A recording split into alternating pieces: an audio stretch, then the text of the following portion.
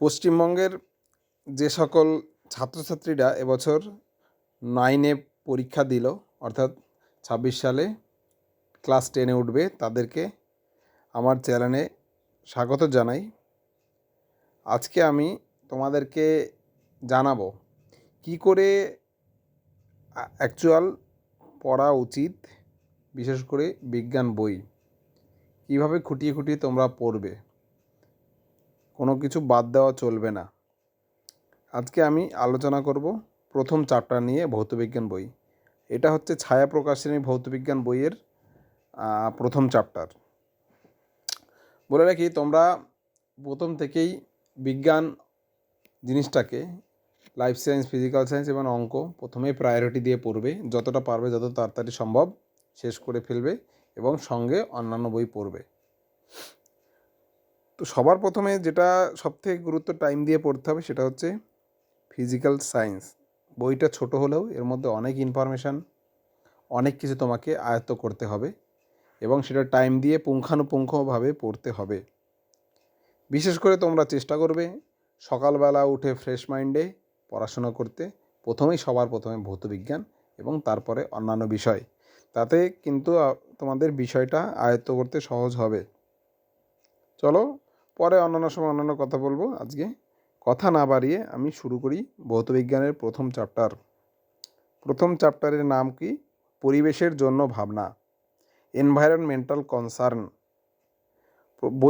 প্রত্যেকটা বইয়ের যে ইংলিশ টার্মিনোলজিগুলো দেওয়া আছে, এইগুলো তোমরা সকলেই চেষ্টা করবে পড়ে মুখস্থ রাখার। কোন কোন টার্মের, কোন কোন বাংলা টার্মিনোলজির জন্য কোন কোন ইংলিশ টার্মিনোলজি ইউজ করা হয়। কারণ পরবর্তীকালে তোমরা যখন হায়ার স্টাডিজে যাবেন, তখন এই টার্মিনোলজিগুলো কাজে লাগবে।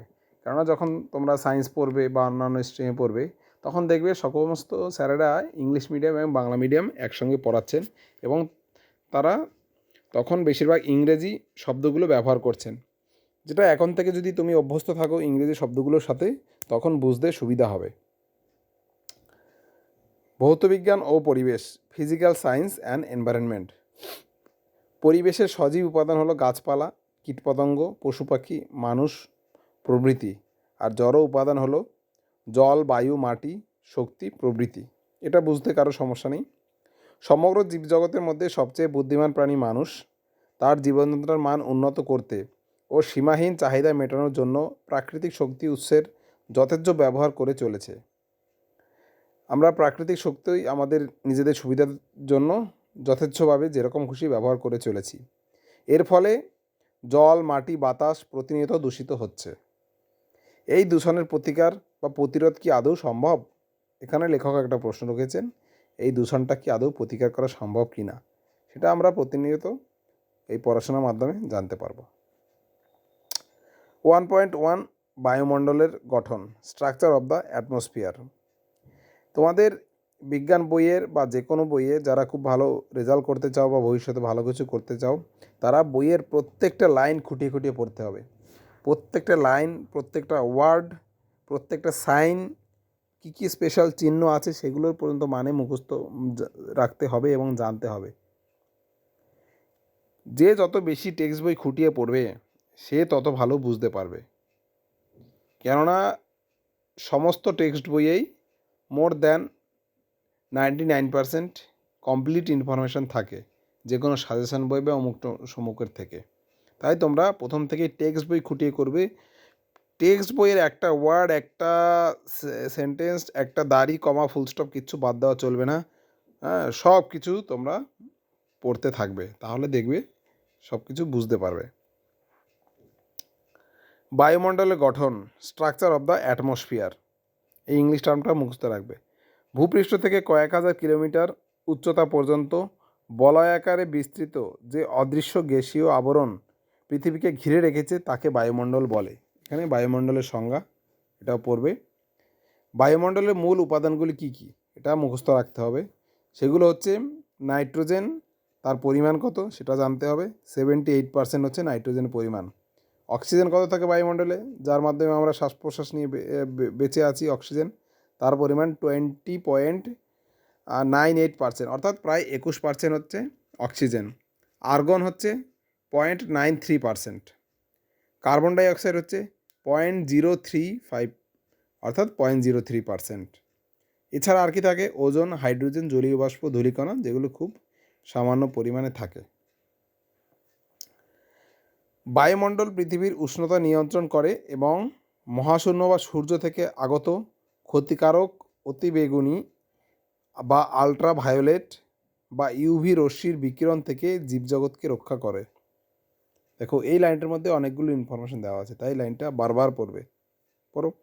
বায়ুমণ্ডল থেকে পৃথিবীর উষ্ণতা নিয়ন্ত্রণ করে, বায়ুমণ্ডল পৃথিবীর উষ্ণতা নিয়ন্ত্রণ করে এবং মহাশূন্য বা সূর্য থেকে আগত ক্ষতিকারক অতিবেগুনি রশ্মির বিকিরণ থেকে জীবজগৎকে রক্ষা করে।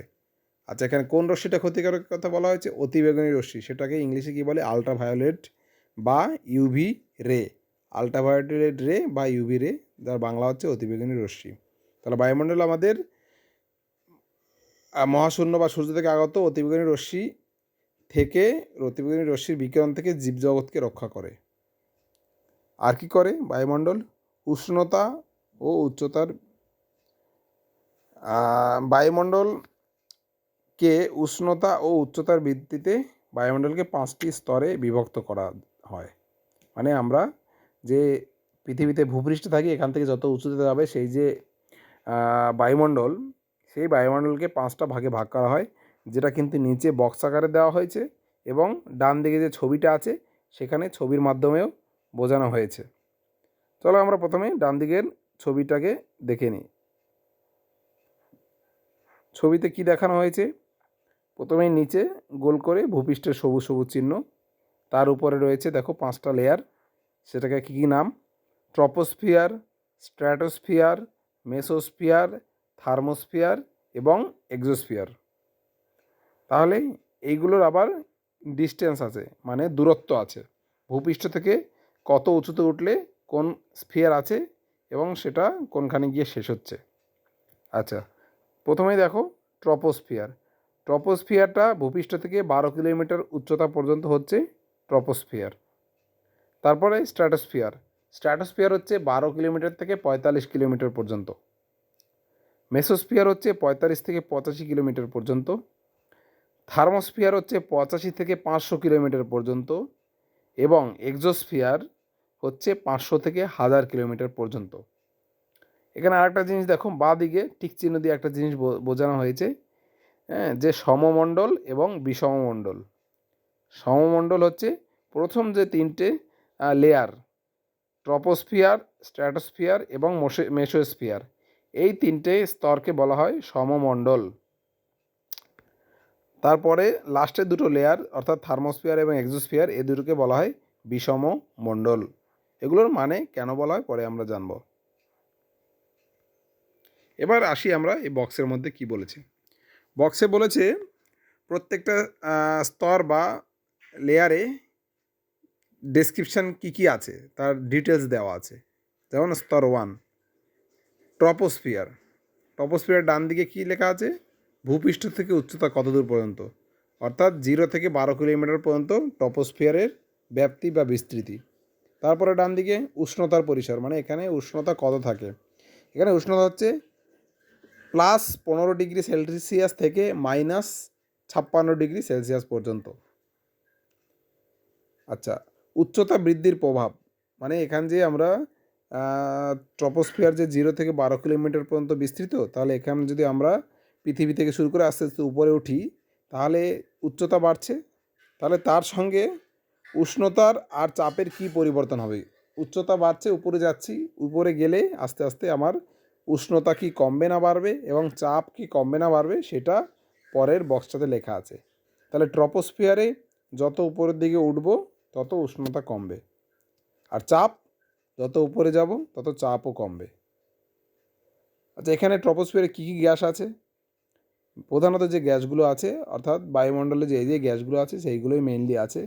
এখানে প্রথমে N2 মানে নাইট্রোজেন গ্যাস আছে, তারপরে O2 মানে অক্সিজেন গ্যাস, CO2 মানে কার্বন ডাইঅক্সাইড গ্যাস এবং জলীয় বাষ্প, এইগুলো মেইনলি আছে। তাহলে এবার চলো তার নিচে স্ট্র্যাটোস্ফিয়ার। স্ট্র্যাটোস্ফিয়ার কত দূর পর্যন্ত থাকে? 12 কিলোমিটার থেকে 45 কিলোমিটার। এখানে উষ্ণতার পরিসর কি? দেখো আগেরটাতে -56 ডিগ্রি পর্যন্ত হাইস্ট ছিল, এটাতে আবার কি হচ্ছে, উষ্ণতা বাড়ছে।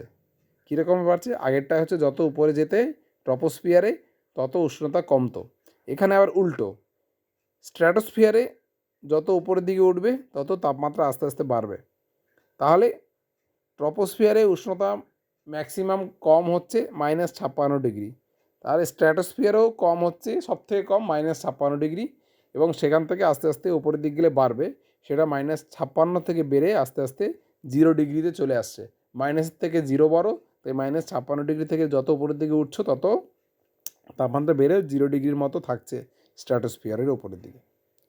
এখানে আবার ডান দিকের বক্সে গিয়ে উচ্চতা বৃদ্ধির সাথে উষ্ণতার কী প্রভাব, ওই যে লেখা আছে উষ্ণতা বাড়ে আর চাপ কমে। দেখো চাপের ঘরটা দেখো, সবারই যত উঁচুতে যাবে বায়ুমণ্ডলের চাপ অত কমতে থাকে। তোমরা যারা পাহাড়ে ঘুরতে গেছো জানো, বেশি উঁচুতে উঠলে আমাদের শ্বাসকষ্ট হয়, কেননা বায়ুর চাপ আস্তে আস্তে কম থাকে বলে অক্সিজেন কমে যায়। মেইন যেটা ডিফারেন্স বিভিন্ন লেয়ারের মধ্যে, কোনো লেয়ারে উষ্ণতা বাড়ছে, কোনো লেয়ারে কমছে, এইটা মনে রাখতে হবে। আচ্ছা, এখানে গ্যাসীয় উপাদান কী কী আছে স্ট্র্যাটোস্ফিয়ারে, এখানেও একই, ট্রপোস্ফিয়ারের মতোই অলমোস্ট প্রায় একই। হ্যাঁ, নাইট্রোজেন, অক্সিজেন ও ওজোন। এখানে দেখো একটা পরিবর্তন, আগে প্রায় কার্বন ওজোনটা ছিল না আগের লেয়ারে, এই লেয়ারে কিন্তু ওজোন ঢুকে গেল, এটা একটা ইম্পর্টেন্ট।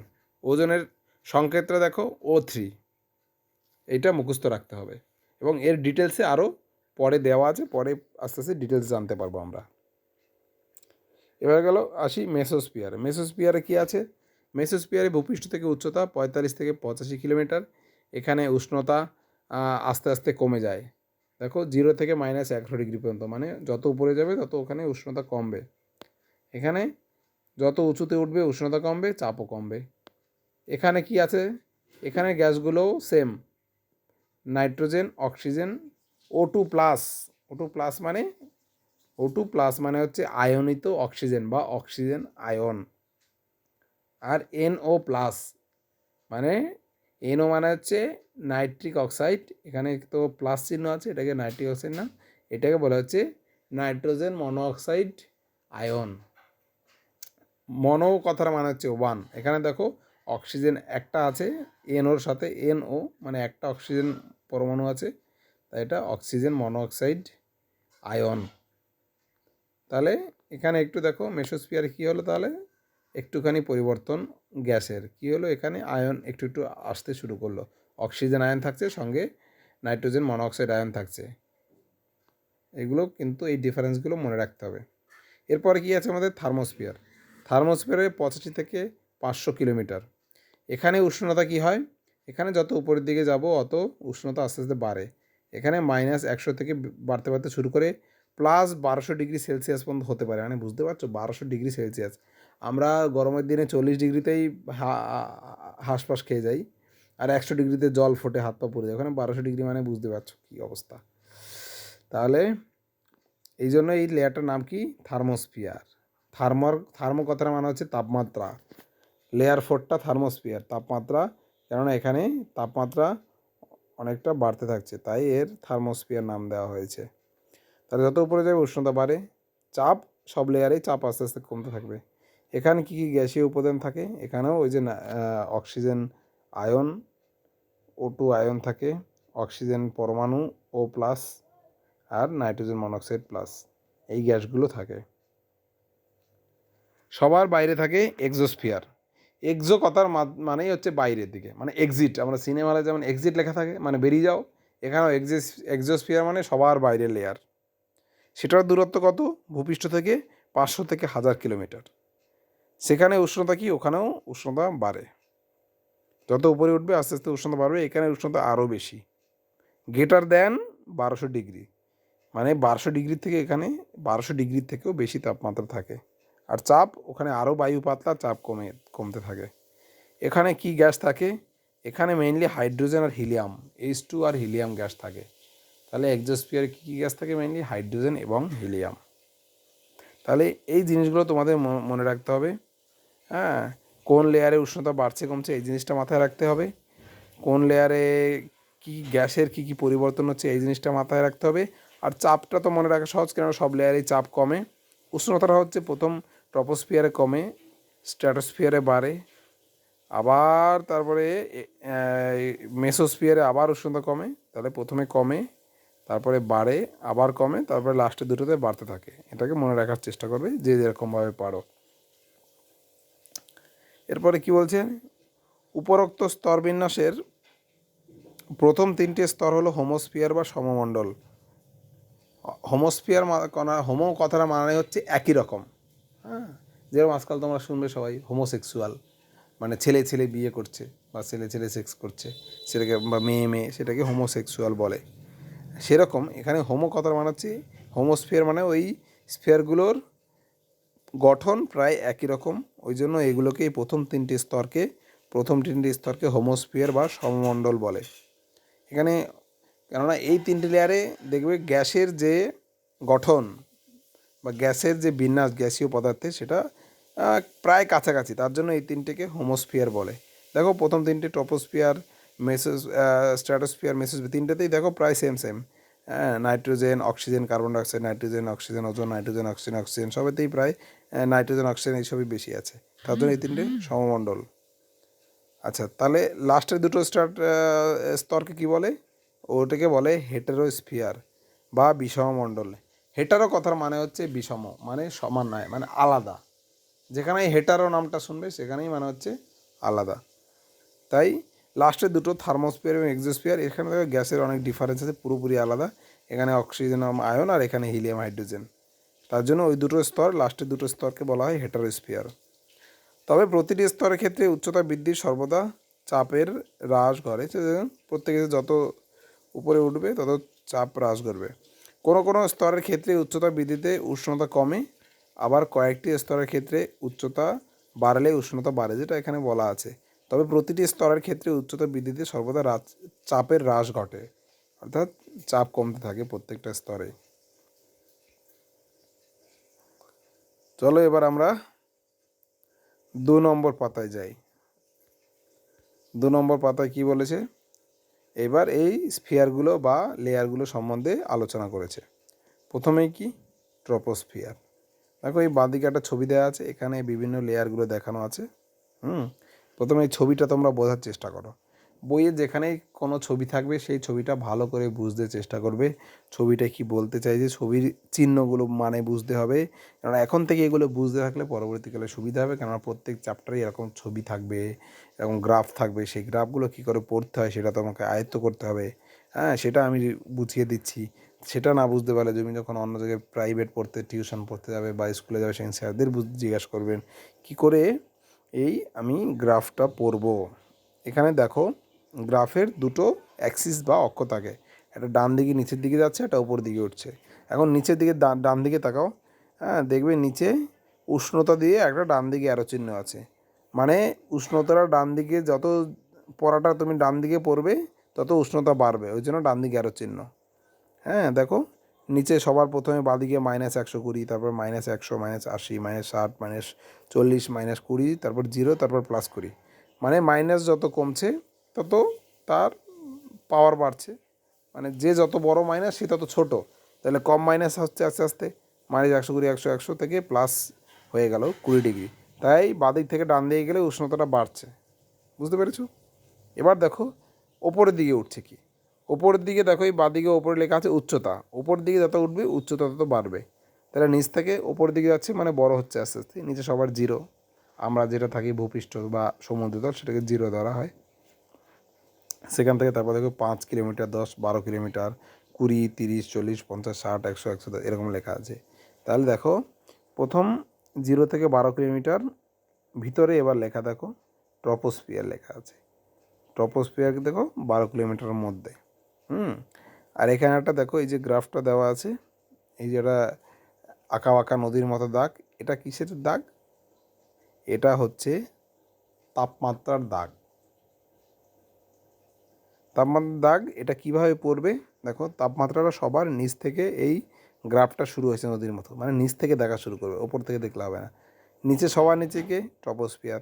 ট্রপোস্ফিয়ারে কী হয়, মানে যত উপরে উঠবে তাপমাত্রা আস্তে আস্তে কমবে। তাহলে নিচে সব থেকে বেশি তাপমাত্রা কত ডিগ্রি? আমাদের প্রায় তাপমাত্রা, আমাদের গড় তাপমাত্রা 14-15 ডিগ্রি কাছাকাছি। তাই দেখো এখানে যে নিচে শুরু করেছে সবার নিচে, হ্যাঁ এই যে সবার নিচে শুরু করেছে দাগটা, এখানে দেখো ওই 20 আর শূন্যর মাঝামাঝি, মানে 10 ডিগ্রি থেকে শুরু করেছে। 10 ডিগ্রিতে তুমি যত উপরে যাচ্ছ তত গ্রাফটা দেখো বাদিকে যাচ্ছে। কেন? আমরা ট্রপোস্ফিয়ারে যত উপরে যাব অত তাপমাত্রা কমবে। তাহলে এখানে বাদিকে যাচ্ছে মানে তোমার এই গ্রাফটা দেখলেই বুঝে যাবে তুমি তাপমাত্রা আস্তে আস্তে কমছে কমছে কমছে, কমতে কমতে তুমি ট্রপোস্ফিয়ার শেষ করে, হ্যাঁ, স্ট্র্যাটোস্ফিয়ারের এখানে পৌঁছে গেলে। এবার দেখো তারপরে কি, স্ট্র্যাটোস্ফিয়ারে দেখো আবার গ্রাফটা ডান দিকে যেতে শুরু করেছে, মানে আমি যত ডান দিক যাব অত তাপমাত্রা বাড়ছে। তাহলে ট্রপোস্ফিয়ারের উপর দিকে যাচ্ছে, একটু একটু উপরে উঠছে, একটু ডান দিক সরছে, একটু উপরে উঠছে, একটু ডান দিক সরছে, এই করে করে তাপমাত্রা বাড়তে থাকলো। এখন গিয়ে আবার এখানে যেখানে ট্রপোস্ফিয়ার শেষ হলো, ট্রপোস্ফিয়ার স্ট্র্যাটোস্ফিয়ার এখানে শেষ হয়ে গেল।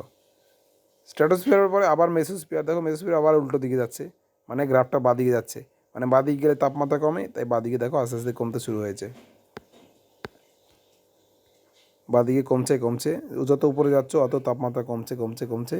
এখানে আবার মেসোস্ফিয়ার শেষ হয়ে গেল। মেসোস্ফিয়ার যেই শেষ হলো, এবার থার্মোস্ফিয়ার শেষ হয়ে শুরু হচ্ছে। থার্মো মানেই তাপমাত্রা, মানে এখানে তাপমাত্রা বাড়ছে।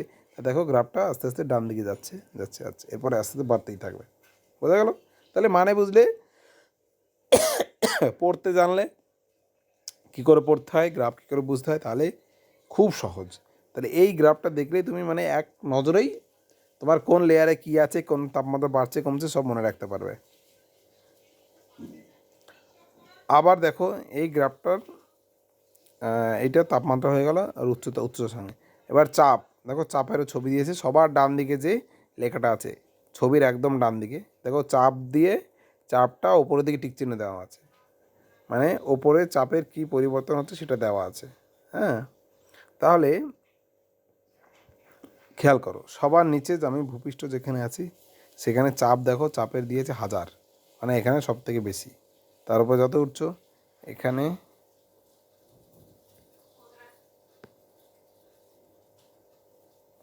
যত উঠছো দেখো চাপ কমছে, 500, 10, হ্যাঁ, 50, 10, 5, 1, এরপর দেখো আস্তে আস্তে পয়েন্ট উঠে যাচ্ছে যত উপরের দিকে যাচ্ছ। তাহলে যত উপরে যাচ্ছি আমরা চাপ আস্তে আস্তে কমতেই থাকছে। তাহলে এই গ্রাফটা তোমাদের মুখস্থ করতে হবে।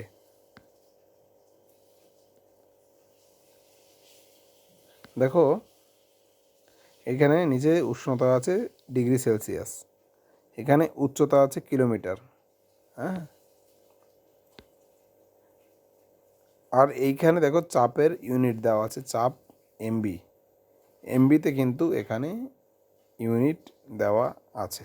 তাহলে ইউনিটগুলো লিখতে হবে। হ্যাঁ, চাপের এই এমবির মানেটা কি, তাহলে আমাকে এমবির মানেটা জানতে হবে। এটা আমারও এই মুহূর্তে জানা নেই, তাই আমি কি করব, গুগলের সহযোগিতা নেব। হ্যাঁ, প্রেশার ইউনিট ইন এমবি, এটার মানেটা কি দেখি কি বলে। দেখো এমবি স্ট্যান্ড ফর মিলিবার, তাহলে ওইটা তোমাকে পড়তে হবে।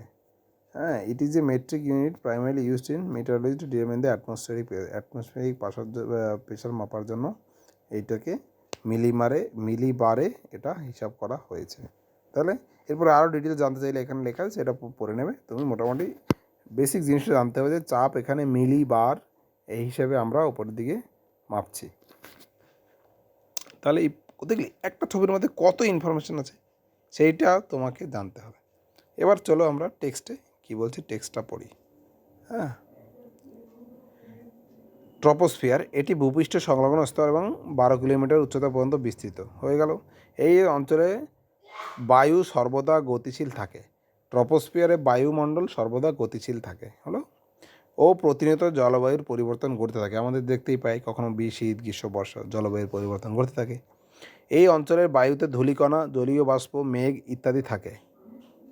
এই ও ঝড়, বৃষ্টি, বজ্রপাত প্রভৃতি প্রাকৃতিক ঘটনাগুলো ঘটে যা আমরা প্রতিনিয়ত দেখতে পাই, তাই একে ক্ষুব্ধমণ্ডল বলে। তাহলে ট্রপোস্ফিয়ার একটা নাম আমরা কী পেলাম, ক্ষুব্ধমণ্ডল। এবং সেটা কেন বলে, কেননা এই স্তরে জলবায়ুতে ধূলিকণা, জলীয়বাষ্প, মেঘ ইত্যাদি থাকে এবং ঝড় ও বৃষ্টি, বজ্রপাত প্রভৃতি প্রাকৃতিক ঘটনাগুলি ঘটতে থাকে, তাই একে ক্ষুব্ধমণ্ডল বলা হয়। এটা এই এক্সপ্লেনেশন যদি পরীক্ষায় প্রশ্ন আসে, ক্ষুব্ধমণ্ডল কেন বলে ট্রপোস্ফিয়ারকে, বা শর্ট প্রশ্নে আসতে পারে ট্রপোস্ফিয়ার আরেক নাম কি, ক্ষুব্ধমণ্ডল, শান্তমণ্ডল, অমুক সমুক এরকম আসতে পারে। তাই এই ক্ষুব্ধমণ্ডল কেন বলা হয় তোমাকে জানতে হবে। এই অঞ্চল ভূপৃষ্ঠের উষ্ণতা ও জলচক্রকে নিয়ন্ত্রণ করে। তাহলে এই ট্রপোস্ফিয়ার আমাদের পৃথিবীতে তাপমাত্রা এবং জলচক্র মানে এই যে জলটা বাষ্প হচ্ছে, বাষ্প হয়ে মেঘ হচ্ছে, মেঘ হয়ে বৃষ্টি হচ্ছে, বৃষ্টি নিচে পড়ছে, আবার পাহাড়ে যেখানে জল জমে আছে সেখানে বরফ হয়ে আছে। তাহলে এই জলচক্রটা এটা কে নিয়ন্ত্রণ করে? এই ভূপৃষ্ঠের তাপমাত্রা, জল, এটা ট্রপোস্ফিয়ার নিয়ন্ত্রণ করে। জীবন ধারণের প্রয়োজনীয় উপাদান যেমন অক্সিজেন, কার্বন ডাইঅক্সাইড এবং নাইট্রোজেন জলীয় বাষ্প এই স্তরেই থাকে। উচ্চতা বৃদ্ধিতে এই স্তরের উষ্ণতা ও চাপ উভয়ই কমে। এই স্তরে উচ্চতা বৃদ্ধিতে উষ্ণতা এবং চাপ দুটোই কমে। প্রতি কিলোমিটার উচ্চতা বৃদ্ধিতে প্রায় 6.5 ডিগ্রি উষ্ণতা হ্রাস পায়। এটা মুখস্থ রাখতে হবে। 1 কিলোমিটার তুমি যদি এখান দিয়ে উপরে যাও তাহলে 6.5 অর্থাৎ 6.5 ডিগ্রি সেলসিয়াস তাপমাত্রা হ্রাস পাবে। এরপর কি বলেছে? ট্রপোপজ কী জিনিস, সেটা নতুন শব্দ শুনলে। আচ্ছা, 12 কিলোমিটার উচ্চতার আশেপাশে যে অঞ্চলে ট্রপোস্ফিয়ার ও স্ট্র্যাটোস্ফিয়ারের সংযোগ ঘটে এবং উচ্চতার সঙ্গে উষ্ণতার কোনো পরিবর্তন ঘটে না, তাকে ট্রপোপজ বলে। তাহলে ট্রপোপজটা কোথায় অবস্থিত হচ্ছে? যেখানে ট্রপোস্ফিয়ার শেষ হচ্ছে 12 কিলোমিটার এবং স্ট্র্যাটোস্ফিয়ার শুরু হচ্ছে, সেই এলাকাটাতে খানিকটা এলাকাকে ট্রপোপজ বলা হয়। পজ কথার মানেটা কি? এখানে তোমাকে প্রত্যেকটা লেয়ারের মানে আছে। পজ কথার মানে হচ্ছে থেমে যাওয়া। যেমন আমরা ভিডিও দেখতে দেখতে পজ করি, সেই থেকেই নামটা এসছে ট্রপোপজ, মানে ট্রপোস্ফিয়ার ওখানে শেষ হচ্ছে সেখানে এই এরিয়াটাকে ট্রপোপজ বলে। এবং পজ কেননা ওইখানটায় উষ্ণতার কোনো পরিবর্তন ঘটে না। ওই এলাকাটায় যেখানে ট্রপোস্ফিয়ার এবং স্ট্র্যাটোস্ফিয়ার শুরু হচ্ছে সেই জায়গাটায় তাপমাত্রা একই রকম থাকে। তুমি যদি উঁচুতে ওঠো খানিকটা তাও দেখবে পরিবর্তন হচ্ছে না। তাই এই এলাকার নাম, এই এরিয়াটার নাম হচ্ছে ট্রপোপজ।